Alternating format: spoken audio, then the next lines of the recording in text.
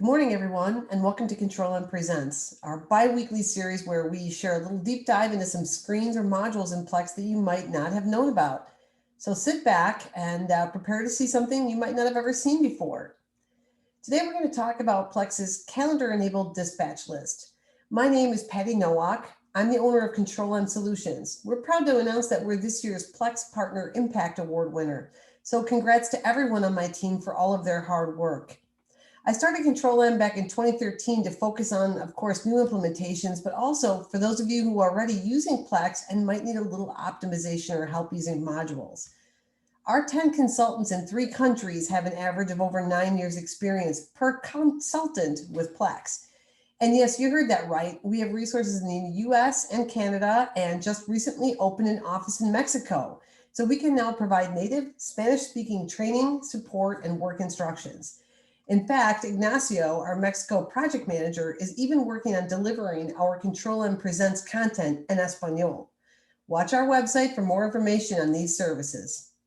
Anyway, I've got over 13 years of Plex experience. I started as a client just like you, and I had a great implementation experience. I want to share what I've learned along the way so you too can have that great experience. Today, I'm going to show you something I first saw at PowerPlex 2008. Imagine that the screen has been around for that long. There's a lot of little nuggets like this in Plex, and I invite you to take a peek at our YouTube channel after this presentation to see if one of our many videos out there can help you use more of Plex every day. Okay, let's get on with it. We're going to talk about the calendar-enabled dispatch list. Like I said, Plex first showed the bones of this screen back in 2008, calling it finite light. It's not finite scheduling, but it can work in tandem with it, and we'll talk about that today along with some cool things it can do, and a few potential things you should watch out for when using this screen. We're going to be working both in Classic and UX today, and those of you thinking about transitioning to UX can take a quick peek. All right, let's get on with it. To set a baseline, let's talk about how job starts are calculated and why they matter. Plex has a few different ways to calculate job op start dates, and candidly, that's a presentation on its own. In fact, one I've done many times before. But when Plex is configured for standard infinite scheduling, what it does is it takes your job quantity and blows it back through the process routing steps using the piece rate on the approved work center that it's scheduled for on that step. Then it adds setup time. And it does this for each operation to get total required time. Plex then takes those calculated hours, adding any lead times or delay between operations, and it applies those against the Workcenter calendars. It works backwards from the job due date to get the operation required start date.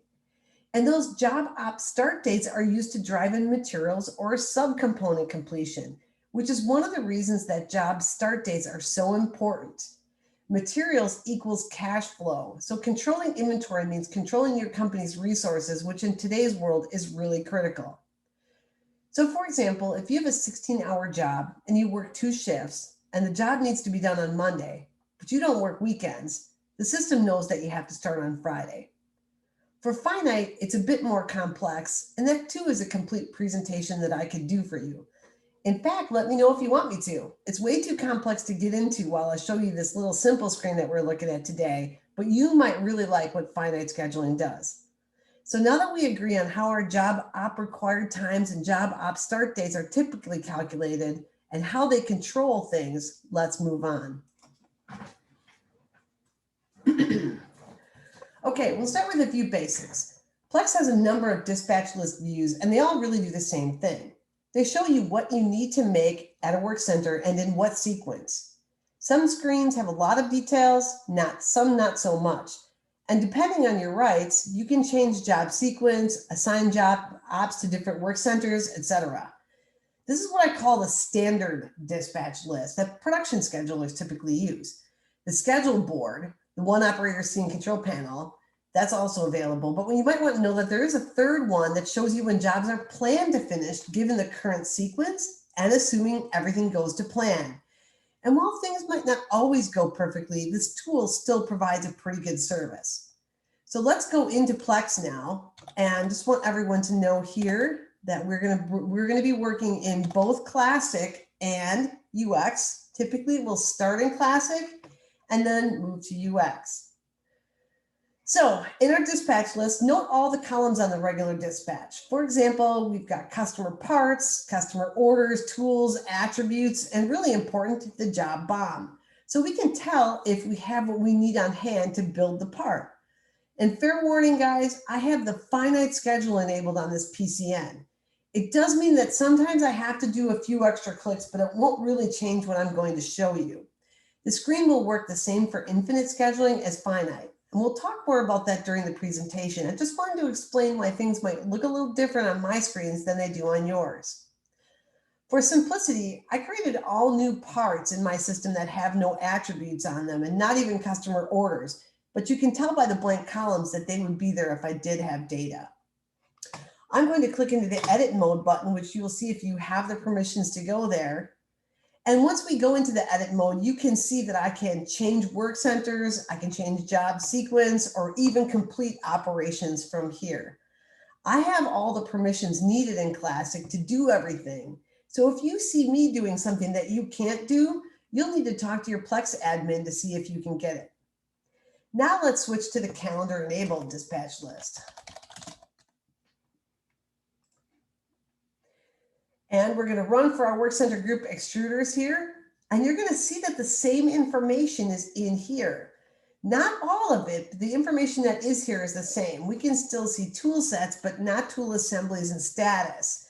I can't see the customer part number or the info. So it is a lot more basic, but it has some great information in here. Now let's go to the calendar enabled dispatch list in UX.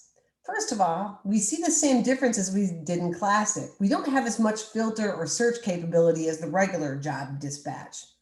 But back to our screen here, you can see our first job is number 1156. We see the job number, the part number, the operation, which is slice, and our calculated start time is either going to be now or the start of today's shift if the shift hasn't already started. Why is that? Well, the system says, I really can't start before now. So it's the first little bit of truth that the screen brings in among other dispatch lists. The system knows that we have to run this job for 2 hours and 35 minutes based on the inputs from the previous screen, the job quantity, the Workcenter calendar, etc. So this screen says, I need about 2.5 hours runtime and it hasn't started yet, and I can't start before now. So I'm going to assume that ops is going to start now. So it should be done in 2 hours and 35 minutes. That is the calculated finish date. So 2 hours and 35 minutes after 9:56 is 12:31. To me, that's pretty clear and amazingly powerful. The next two columns show the original scheduled start and finish dates. So our infinite scheduling system, which drives in materials and controls downstream operations, thinks we're going to be done by February 17th.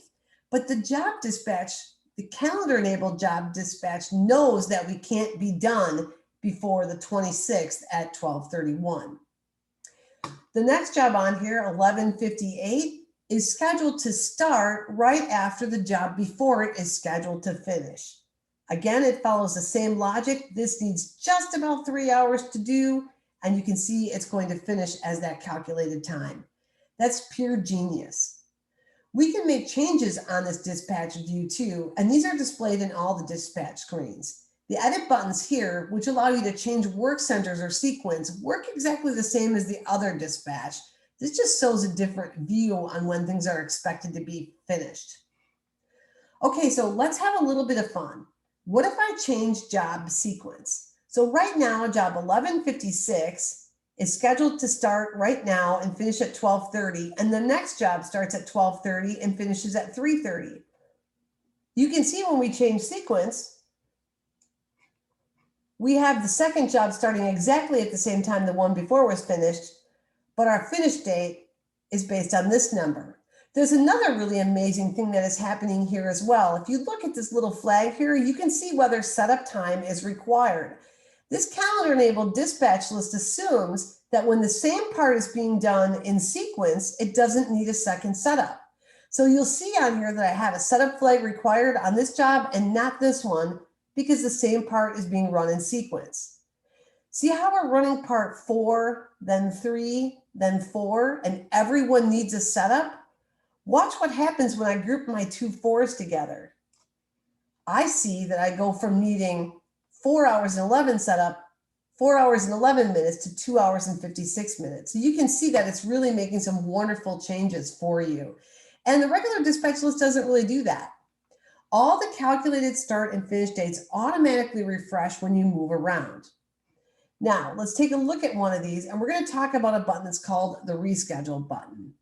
Please know that this Reschedule button does the same thing as the Reschedule hyperlink does in the Job Manager. So it just says, based on all the variables I have now, maybe a Workcenter Calendar update or a routing rate change, please update my scheduled job op start dates.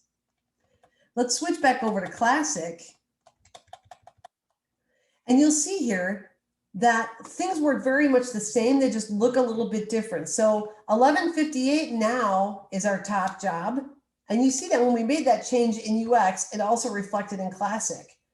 I can make that change as well. Let's say I want to make part number 3 and move it around. You can see that the move is very simple and easy. I've now got that setup time required again because I'm not running my number 4 part back to back.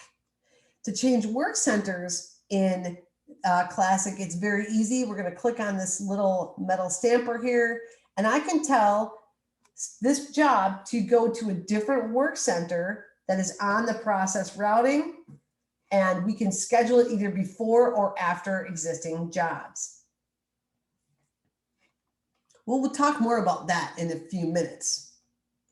Now that you've seen how the calculated dates work, let's talk about the quantity, produced, and balance columns. Imagine if you have a big run of parts, say 10,000 parts, and you can make 1,000 parts per hour. That's a 10-hour job, right? But if you have 6,000 of those parts already done on here, your runtime remaining would be only 4 hours, and this screen is smart enough to take that into consideration. It would show 10,000 in the quantity column, produced would be 6,000, and the balance would show 4,000 pieces, leaving the time required to run at only 4 hours, which is 4,000 pieces left on the job divided by 1,000 pieces per hour. Plex can do that because it's integrated in real time and it knows what's done at the time you report production. So one more reason to make sure you're telling Plex the truth all the time. Off to the right is open idle hours. That is the difference between the scheduled finish date and the calculated finish date. It's as simple as that. How much past due are you, or how much earlier are you finishing your job than planned? So common sense would tell you this: if this number is negative, you're behind. But if it's positive, you're ahead, and you can squeeze another job into the schedule without doing damage to the next one on the line.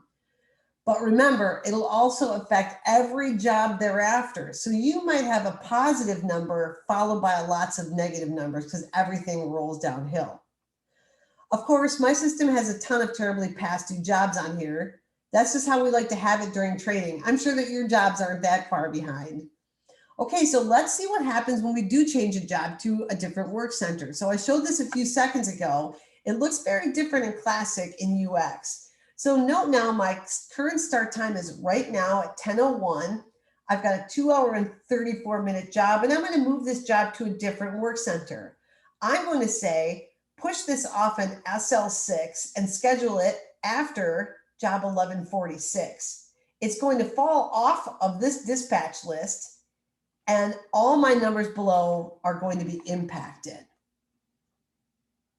Now, if I do a switch, and I see I want to put it on SL7, 8, or 3, you'll see that there's no jobs in that work center. So we don't choose before or after. We just move it and it switches that to that work center. If we want to do the same thing in the UX screen, it works the same way. It just looks a little bit differently. We're going to check this box here. We're going to click Edit Schedule, and a very similar box comes up.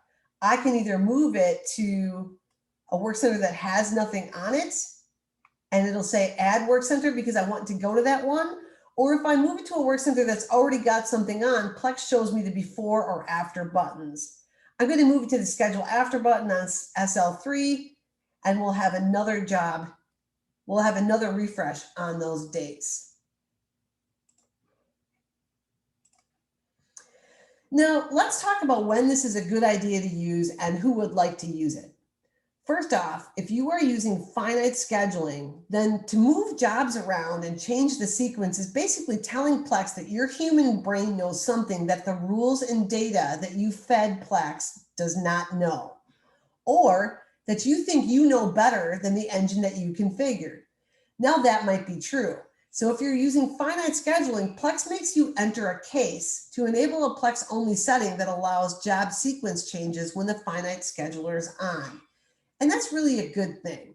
If you're going to pay the money to buy and implement Plex finite scheduling, put in the time to configure it, doesn't it seem like you moving jobs around arbitrarily is a bit like throwing the finite scheduling engine out of the window? Well, yes, in a way. But there are times when you are smarter than any computer. And if that happens to you, Plex lets you take advantage of that.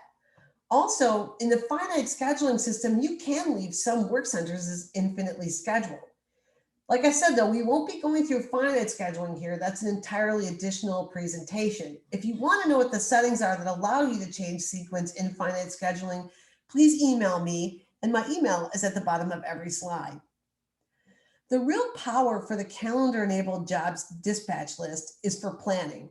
Your customer service group can look at this and they can see when a job is probably going to be done.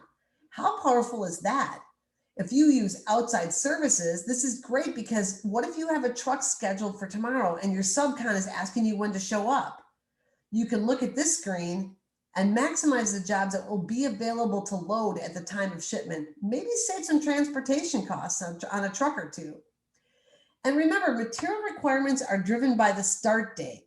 This is a bit of a hot button or concern, so we're going to devote an entire slide to that.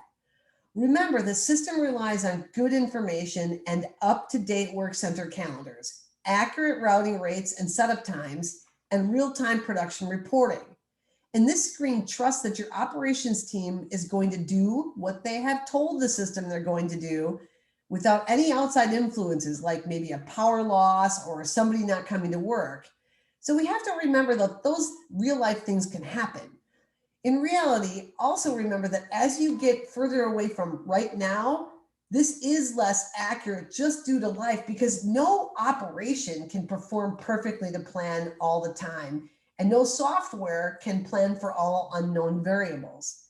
So if you find this screen useful, the calendar-enabled dispatch list, I suggest that when you give it out to the folks who plan outside of scheduling, right, or customer service, just make sure that it's view only, that it's not editable for them. Otherwise, your production guys are going to be dealing with a lot of chaos. All right, Danger Will Robinson, the update schedule button dates. Now, before we talk about this, it's this button in Classic, update schedule dates, and it's this in it's this in UX, update schedule dates. This is a very dangerous button. It's special, but it's dangerous. What does it do? Well, it'll actually change the scheduled job op start date without regard to job due dates or downstream operation dates. What does this mean?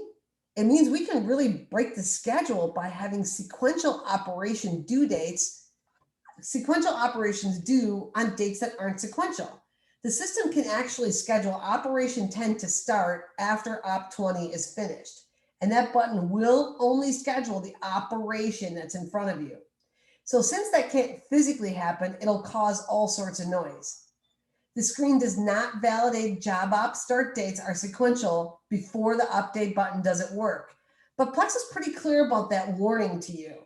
The logic wasn't built into the screen, which is why it's casually referred to as finite light. It is not a bug.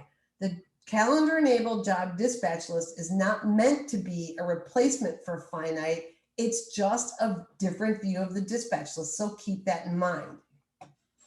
Okay, let's take a peek at job 1162. This is for a part that has many operations, which I know because I set them up.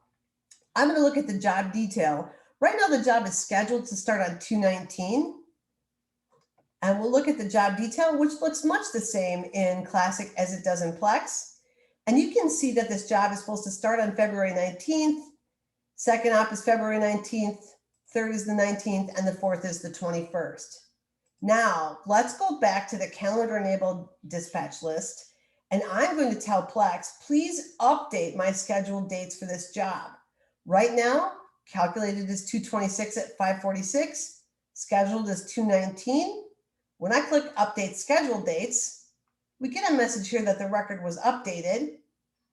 Now, the screen doesn't display this immediately, but let's go into the job detail and you will see when I look at the run records themselves, you can see now that job operation, the operation 10 is not scheduled to start on 226, but 20, 30, and 40 are all scheduled on 219.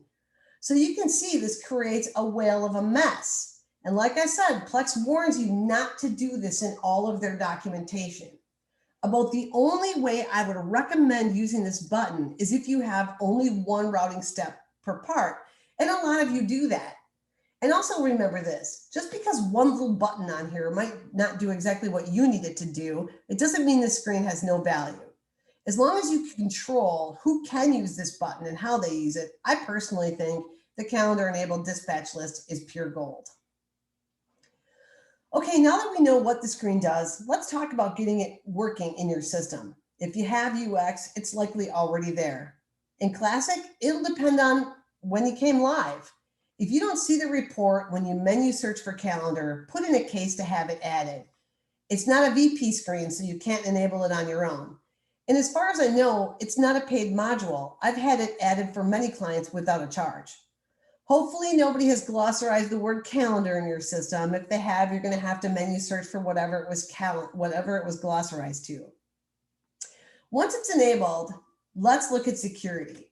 We'll start in Classic. So we're going to go into the settings in here. And when I scroll down, you're going to see the two Plex settings here that are Plex only that will allow you to change sequence in a finite scheduling system. Again, why would you want to overrule a system that you've paid for and configured? So just make sure you really do want to do that before asking Plex to enable those. You might also ask, what's the difference between APS and finite? Well, here's a little Plex history lesson for you. That's from back before Plex wrote their own finite scheduler, and it was an add-on product. I think most folks had to have transitioned off that back about 2015 or so. Okay, now let's change our pull down and go from settings to permissions. And basically the same permissions that work on a standard job dispatch work in here.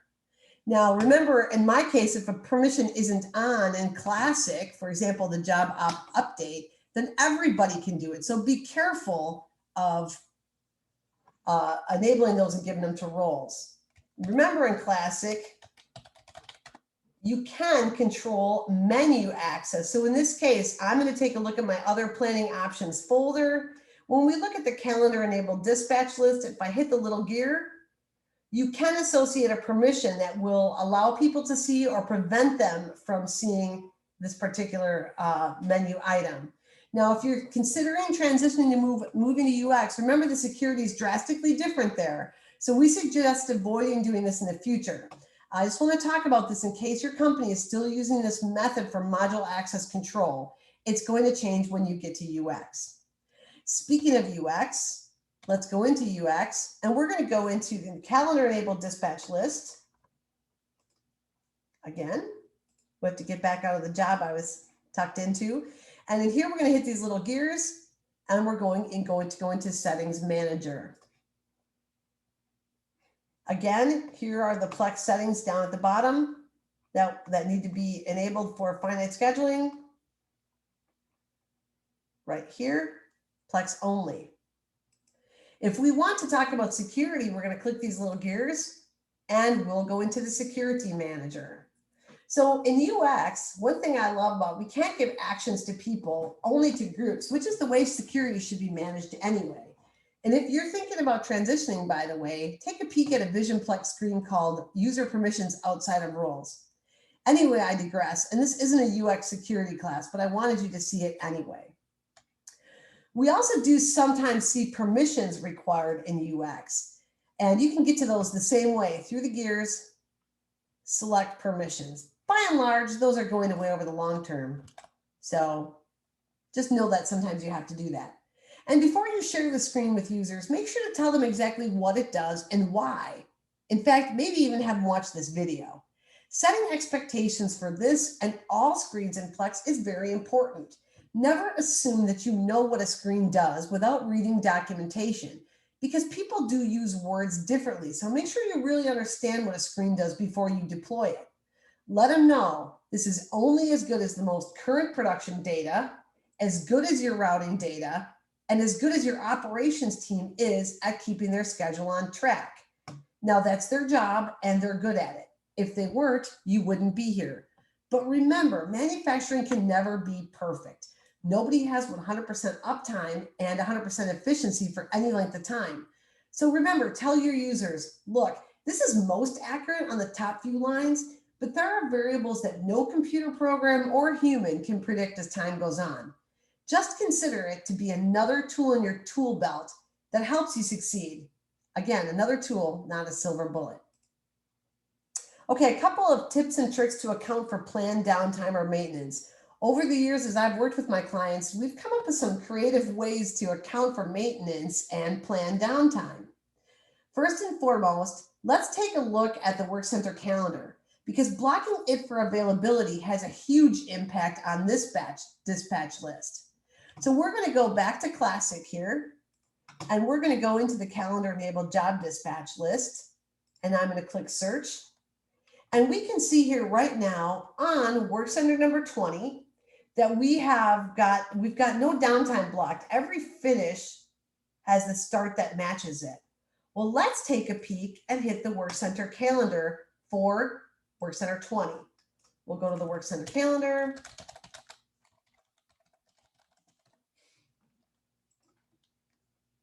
For Workcenter 20.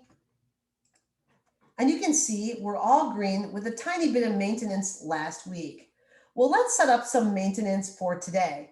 Right now, as I'm re-recording this presentation, it's approximately 20 after 11 Eastern time. This PCN is in Central time. So I'm going to add some downtime by clicking on this number here, and I'm going to say, apply to this work center a bit of downtime from today, from 1 o'clock p.m., my calendar's off the screen here, to today at 3 o'clock p.m. So I'm telling the system that we're going to be down from 1 to 3 today. My overage type is planned maintenance shutdown. Checking out the calendar enabled dispatch list, and we're going to click add. Now we can see we've got some downtime here between 1 and 3. Well, between 1 and 3, my calendar enabled dispatch list thought that I was going to be working on a job, and it has automatically updated to show me, hey, even though I only need 3 hours and 34 minutes here, I am still going to take a little bit longer than that now because I have less time.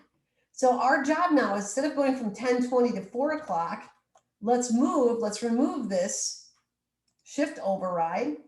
Yes, I want to delete it. And let's see what happens with our finish time. Now we're going to finish at 1:54. Now remember, with the regular job dispatch list, it is not accounting for Workcenter calendar time that is blocked out now. Workcenter calendar time is taken into consideration at the second the job is created. The only way to reschedule your jobs to take into account new calendar downtime is to click on the job and go into the operations and hit this reschedule button, and it will reschedule all of them based on those calendar updates. So remember this, the infinite scheduler cannot remember that. It cannot understand that unless except at the time the job is created. That's a little bit painful, but that's what infinite scheduling is. It relies on you. That's one of the reasons this dispatch list is so wonderful. So that's one way that people have accounted for their maintenance and planned downtime. And another way that folks do it is to make a fake part in a job for that part to block time. Now, as you all know, I am not fond of lying to Plex. In fact, I have a pretty staunch rule against it. But I have a client who does continuous flow manufacturing, and they do their setups on the run. They work with different colored material, and the output of their work when the colors are changing is scrap. For example, if they're making yellow now, and they want to make blue next, the green in the middle is scrap. So to handle this, they literally made a part called color change, and they put a job in for that part into their schedule. They just moved that job around between color changes to accommodate for time. And because they displayed attributes on their dispatch list, it's really easy for them to group colors together and see where those color breaks are on the dispatch list. Think of it as a simple way of handling changeovers, because they might do 5 yellow jobs, then 3 blue ones, and in between we just slide in our color change job that we never produce in against, but we do block time. So we never know which of the yellow jobs is going to be last or which blue one is going to be first. So we really can't do this with setup time in the routing without padding our routing, which causes schedule chaos, and it lies to the costing system. Again, I hate lying to Plex, as you know, and I'm not a fan of fake parts unless they're doing some good, which in this case they are. One caveat though, you can't just put setup time on your fake part and expect it to work on the calendar-enabled dispatch list. Calendar-enabled dispatch list requires run rates or piece rates and job quantities to be calculated. So what we did for this continuous flow process was to say, look at this changeover. So what we did is say, look, this changeover typically takes about 2 hours or so. So let's set up a routing to have 100 pieces per hour, and then we create our color change jobs to always be 200 pieces. That way, the calendar-enabled dispatch list will book those 2 hours for us, and it'll show the calculated job op and start dates pretty accurately. Of course, if you're paying attention, the quantity produced and balanced columns will show 2 hours until that color change job is done, because we don't report production against it. So that's one way where lying to Plex can trip us up. But the client who does that thought it was a pretty small price to pay for what they need. Again, it's a way to trick Plex. It'll work, but make sure you test it carefully with all the variables you can think of and involve all your users in the testing. Their feedback is critical. Because like I always say, Plex is like your mother. Lie to her, she'll know, and you'll pay the price. Well, I hope you've enjoyed seeing this very cool screen, and I apologize that we had to re-record the session. I can't bring in everyone's great questions. Maybe next time. Our next Control+M session will be done March 3rd. I'm going to be going over a very cool concept in Plex that helps you break up shipping into separate responsibilities, to pick the job separately from loading the job. We've seen this be successful in a number of various environments, such as big kits like crane parts to small complex shipments like 10 different washer configurations going to the same customer. If you haven't seen staging, please join us to see if it can help you. And if you're using staging in Classic, wait till you see what it looks like in UX. You're going to be amazed at the new tools that are available. And remember to watch our YouTube channel for our videos coming soon in Spanish. Thanks, everyone. You've been a great audience. Along with all of our other presentations, this will be out on our YouTube channel. So if you have a few moments, check us out, give us a thumbs up, and share the news. Remember, these are free, no obligation, no sales calls. Just a way to help you get to know Plex a little bit better. Appreciate the time you gave us today. Stay healthy and have a great day.